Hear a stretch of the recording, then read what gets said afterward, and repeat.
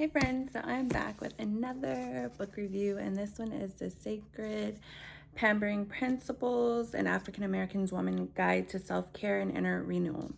So this book was really enjoyable. I believe it was written in like the 90s, so I could just imagine like when this was written. It's probably like all the rave and like the stuff she was talking about in here, like just little bits and pieces. It's even though I was a kid, I'm like, it's kind of like that little 90s nostalgia, like vibe kind of thing. But one thing for me when reading this book, although I enjoyed it and I do recommend it if you, especially if you have not read like other like self-help type books, because I think this is more of like in my mind, more of a self-help book. So, for me, I already knew kind of like a lot of the information because this wasn't my first go around with the self help book. And I think this is kind of one of those books like where if it were like updated, like if it was rewritten with the same idea, but just updated with like maybe new language and new concepts and stuff like that, that it would be just like chef's kiss. But as is, it was a really good book. I really enjoyed it. She gave me like somewhat of a different perspective because she talks about like the difference between like pampering and maintenance. And a lot of times that we look at maintenance as pampering ourselves, but maintenance is just maintenance and pampering is pampering. And just it kind of made more of a mental note for me.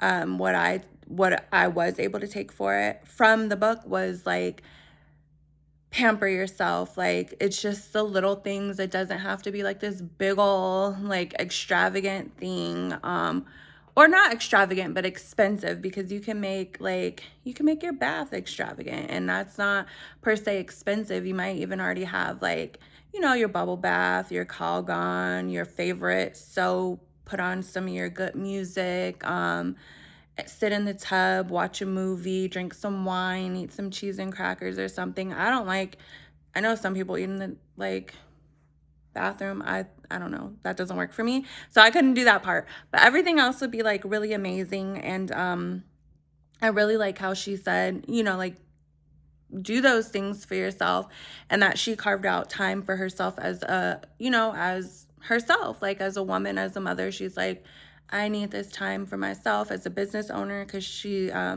runs businesses and things like that. She's like, I needed that time for myself, and I scheduled it. I put it on my schedule, and that's what it was. And even like I think she kind of talked about like date nights with her husband and stuff like that.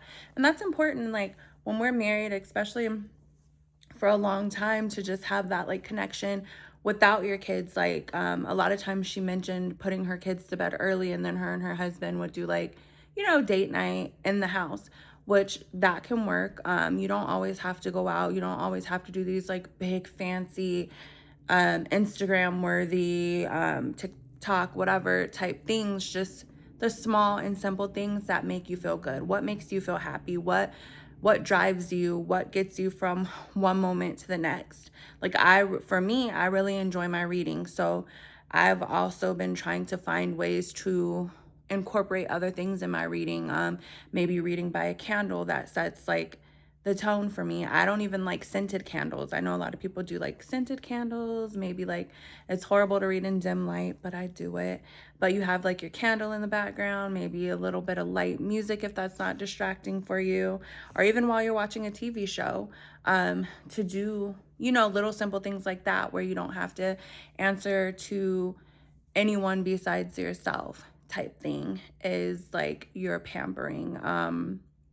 Pampering can include your maintenance, but pampering is just, in my mind, or the way I feel like she described it, it's just like taking moments out for yourself and not having to worry about any outside influence, anything outside of like, what do I want right now for this 30 minutes, this hour, whatever. You just shut all the noise out type thing.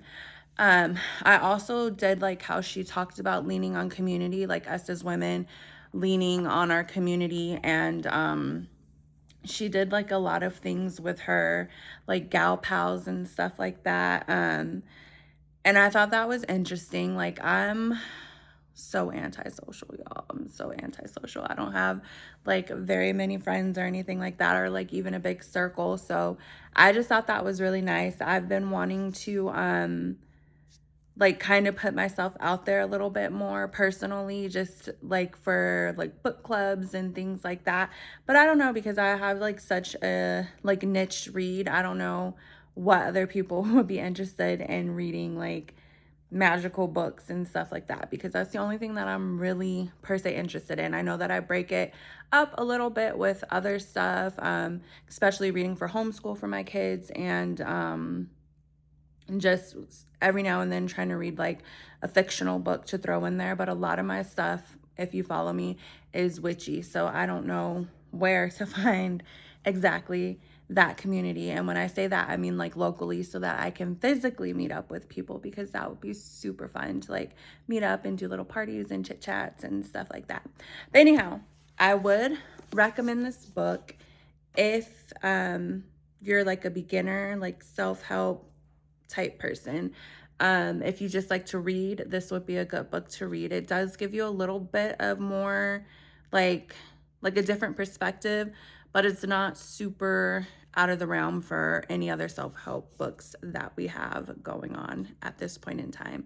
But again, like I said, I know when she wrote it, it was probably like, yeah, kind of thing, and like super cool. But I pretty much enjoyed it for the most part. It was a simple read, very straightforward, and yeah, that's my little spin on it. Until the next read. Bye.